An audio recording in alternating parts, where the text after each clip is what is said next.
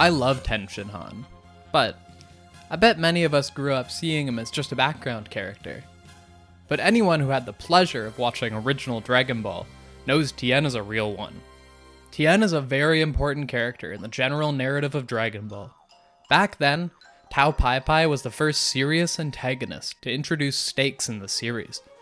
After his success with Tao, Toriyama would take the idea further with Tenshinhan, and it would become somewhat of the format for the rest of the series. As Goku's first real rival, Tien deserves way more respect than he's given as of recent. I want to talk about his rise and eventual fall into the abyss that is the Dragon Ball background cast. I too would like to maintain my relevance, and the best way to help me achieve that is to sub to my channel. I'd really appreciate it. So, our introduction to Tien is rather subtle.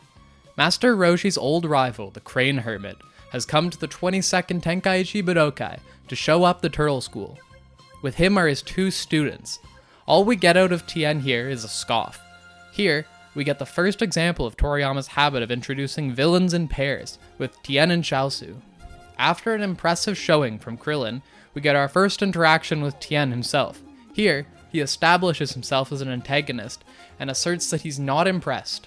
After making it through the preliminaries, Toriyama sets up Krillin to take on Chaozu, and we see Tien cares for his friend.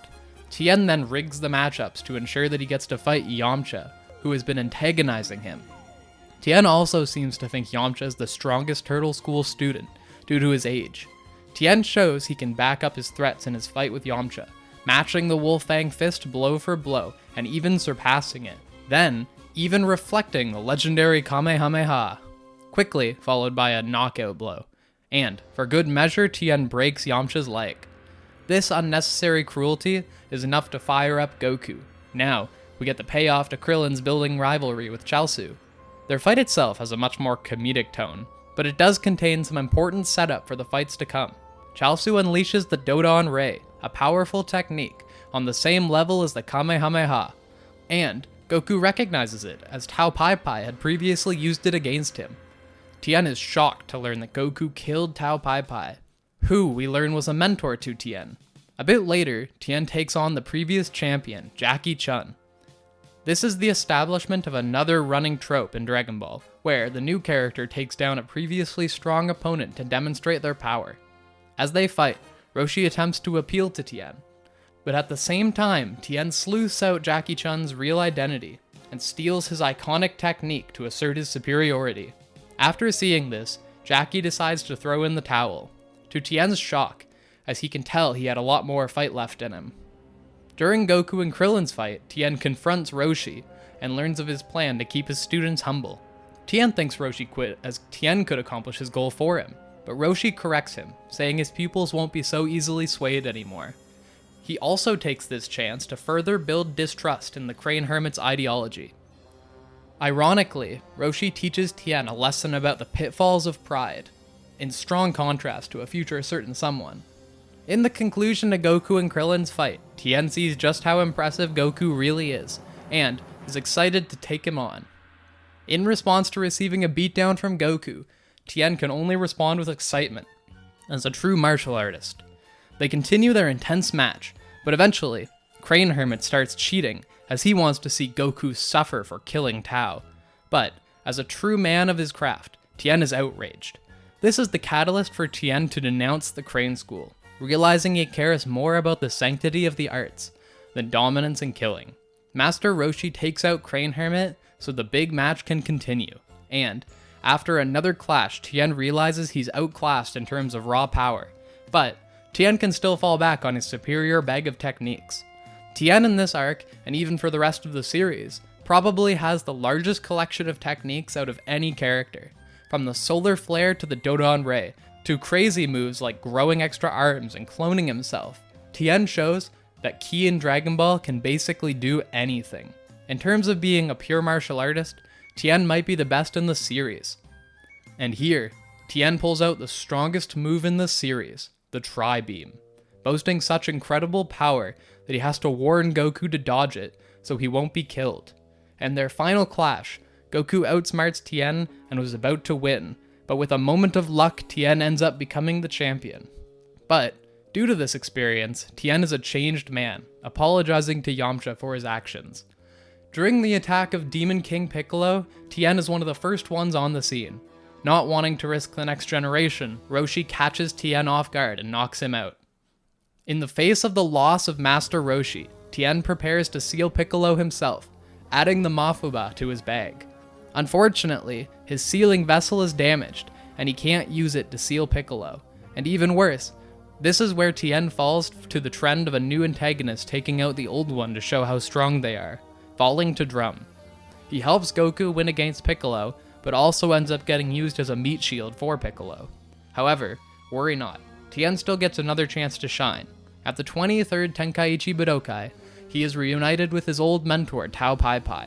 But, since Tien is a changed man, it's not on good terms. Tien goes on to dominate, Tao leans into the underhanded tactics of the Crane School, and Tien demonstrates his character growth, showing that true martial arts are stronger. Yelling away the Super Dodon Ray, and one-shotting Tao. Next is Tien's big rematch with his rival Goku. They put on a great show, and Tien forces Goku to take off his training weights.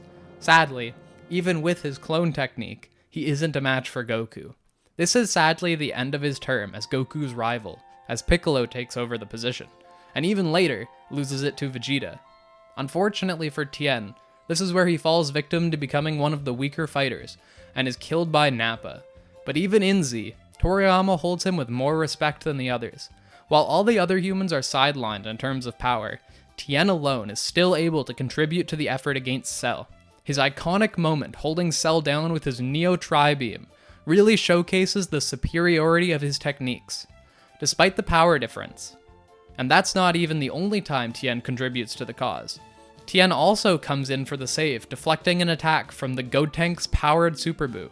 Even if it was a casual attack, that version of Buu is like the third strongest character in all of the original manga. Who knows how strong Tien had gotten over the years? And, remember, if he didn't save Mr. Satan here, they wouldn't have been able to convince the Earth to share their energy, and Kid Buu would have won. It's clear even while sidelined, Toriyama still respects the GOAT Tien. I love Battle of Gods, but my number one least favorite part of it was this awful Tien fit. They keep this trash fit on, my man, for the entire Super series. I hate that this is his outfit in Dragon Ball FighterZ. Shirtless Tien is peak. Tien gets another chance to shine with the other humans during Resurrection of F. While he's been on the decline for a long time, the true Tien disrespect doesn't start until the Tournament of Power arc. Someone on the anime staff really loves Master Roshi, and that's fair, as I'm a pretty big Master Roshi fan myself. Unfortunately, the extra hype Roshi receives before the tournament is at Tien's expense. Tien should easily be the strongest human by this point, by a wide margin. But they have Roshi, who shouldn't even be 1% as strong as Tien, win their fight. It really spits in the face of original Dragon Ball, as Roshi himself passed the torch on to Tien when he retired. Unfortunately, the disrespect doesn't end there.